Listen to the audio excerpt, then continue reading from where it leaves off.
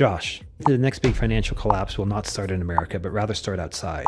Why? Well, first, let's just use a simple example of what's going on with real estate markets across the world. Then I swear we'll get back to it. So this is going to 2016, 2017, but what is global housing prices? All you hear, because everything is so US centric, that the United States housing market is just out of control. We're in the biggest bubble ever. We've surpassed 2008 levels. There's really nothing that could get worse than this.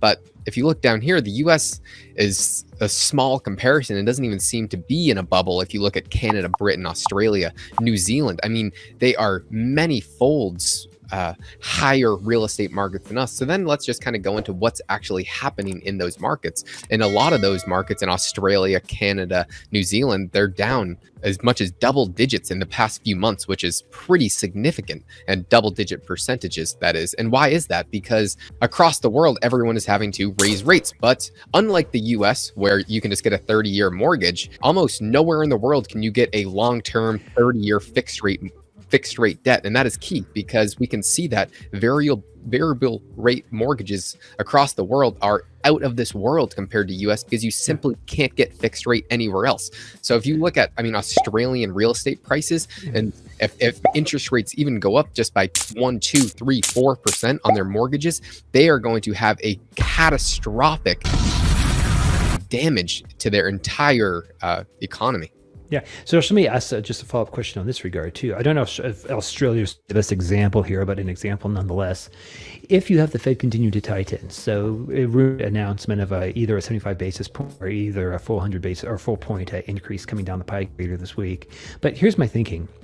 That if the Australian central bank, the New Zealand central bank, the foreign centrals, if they have to raise their rates in order to keep lockstep with the Fed trying to tame domestic inflation in the United States, is having to spill over back to increasing borrowing elsewhere, because the foreign centrals have to raise their rates. When they raise their rates, what that means is that any asset that was ballooning to the cheap rates will suddenly be revalued or will move much less, which means that now you have a collateral. It's collateral impairment, because you can't borrow against it to the rate that you could borrow against it in the past. Do you see what I'm trying to say there? The other thing I think to consider, Josh, is that if the Fed is raising purportedly to fight inflation, this is going to cascade into these knockoff effects elsewhere.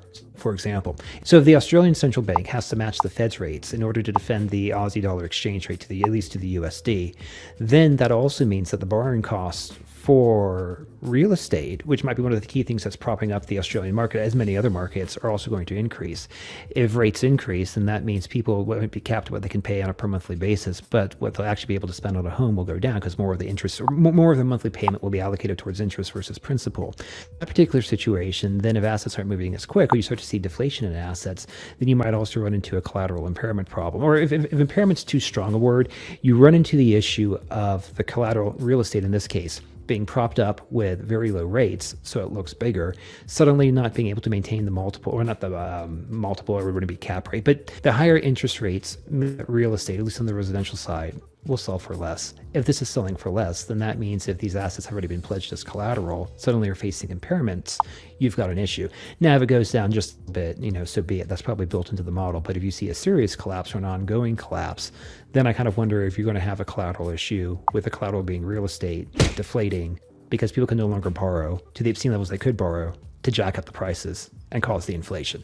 Make sense? Yeah, well, this is just a simple example, because the rest of the world's real estate bubbles are drastically worse than it is in the US. You could say that there's a variety of reasons for that. So be it, there absolutely is. But if mortgage rates continue to go up, and other countries don't really have fixed rate debt, this is going to put potential fragility on the mortgage system across the globe. And if that happens, that's going to go onto the bank's balance sheet as a toxic asset. Everyone knows what happened in 2008 because of that. And what now is so important, especially compared to 20, 30 years ago, is how intertwined everything is in the global monetary system. So let's just say the Australian real estate market blows up. Somehow this could affect the US and completely collapse the United States economy. Let's just kind of walk through it. The real estate market in Australia starts to tank. Everyone's defaulting on their mortgages. What happens? Some of these banks go underwater, they go bust. How is that going to trickle into other countries? Well, those Australian banks are doing deals with many countries in Europe and many countries in the Western world. And then if those banks go bust and a lot of the fragility is going to trickle onto some other banks. If it starts to spread towards Europe during this time, the dollar will be continuing to rise because it's kind of crushing everything underneath it, with everything else kind of going to that is going to come back to the United States. And this is a situation where we could see the collapse of the US happen because of just an oddball event, not even on the opposite side of the hemisphere. And it's just kind of shows how fragile everything is, because it really only takes one domino to fall for the whole system to come down. And everyone's just kind of trying to fight the last war, and everyone kind of sees, well, everything started in the US in 2008 and 1999. Pretty much everywhere it always starts in the United States, but it might not this time. Yeah, another thing too, which is interesting to note, others have noted, and I can't remember who the first person I heard said it, maybe Brent Johnson, maybe Snyder, was that when crisis or contagion does come in, it probably will come in from the economies and the banking, or the economies is the way I'll say it, on the furthest peripheries of the system versus something centralized in the system.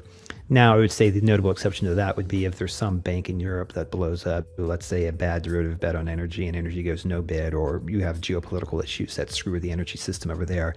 Okay, well, maybe it might start there.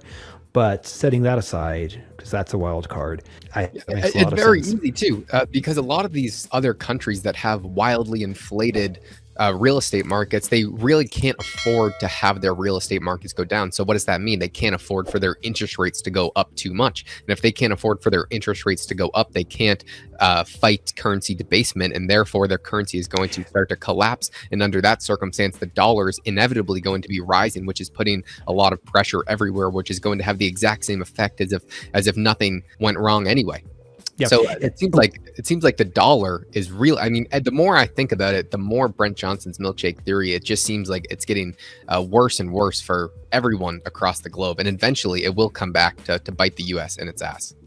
And just to put some more clarity on that, the reason that they can't afford to have real estate pop is because if real estate is one of the core pillars of the collateral of the system, and when I say the system, what I mean, it's one of the core things that props up a bank's confidence in other banks, like that's the key thing, then the banks are going to spasm and freeze up. But if that confidence is lost, eroded, or at least impaired to a material extent where banks suddenly change their behavior and either more collateral will be put up or they just simply refuse to do business, this is the contagion that enters the system. Whenever you hear the word contagion, this is what they're worried about. The loss of confidence, of trust, but mainly trust of banks between banks. And to your point earlier, like I said, what you could do, at least what we did in 2008, I don't know if we can do it again, is you basically do an asset swap. You take the bad assets, the loans that aren't performing or have impaired collateral, you flip it onto the balance sheet of a federal or of a central bank.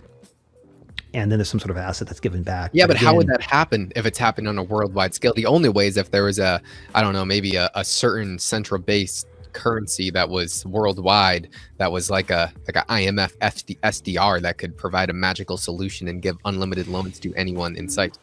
Yeah. So what would probably happen is that number one, if you have let me answer the question two parts. The first one is what you do with euro dollar notes. So in other words, you have assets backing notes that have become impaired, but these notes are denominated in dollars when dollars is not the native. I don't like the word note, because when you say that, it implies that it's an actual physical piece of paper. It's much more just a digit on a screen.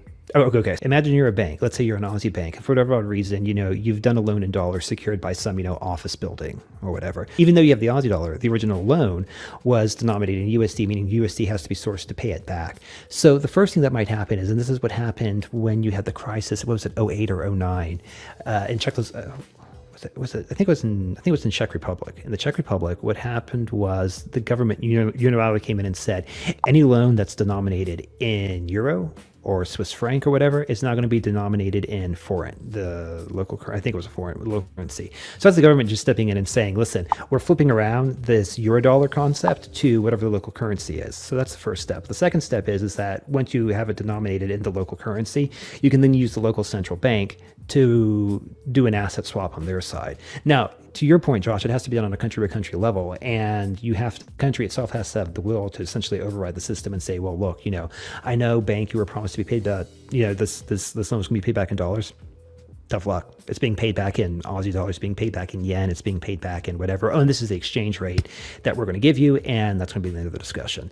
Now, that being said, if that was the case, My assumption is the local country central bank would probably just do an asset swap and pull it back to their balance sheet. But again, it gets back into this concept of confidence, because that would, I would assume, all else being equal, that would blow a massive hole in the currency exchange rate. Because all of a sudden people are saying, well, wait a minute, we now have, the Australian central bank, de facto nationalizing loans that have been bought out. Who knows what they're going to stop next? I want to change my Aussie dollars into USD or whatever. Let's just say USD, for example. And this is the dollar. This is part of the dollar milkshake that would go through in that front. Again, there's a lot of speculation in that, but you can see how one thing leads to another thing, which leads to another thing. And I think to your point, when this is the point of the entire video, the thing that started it all, the Federal Reserve trying to combat inflation here domestically in the United States by raising rates.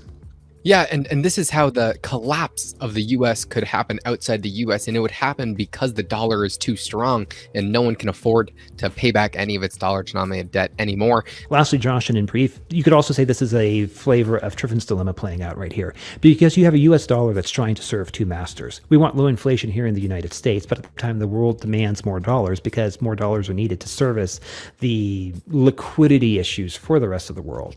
So again, I would say this is just one more check mark that bears evidence to a new system is coming. Now, whether the new system is the dollar 2.0, or some reserve system where you have multiple reserve currencies, that I don't know.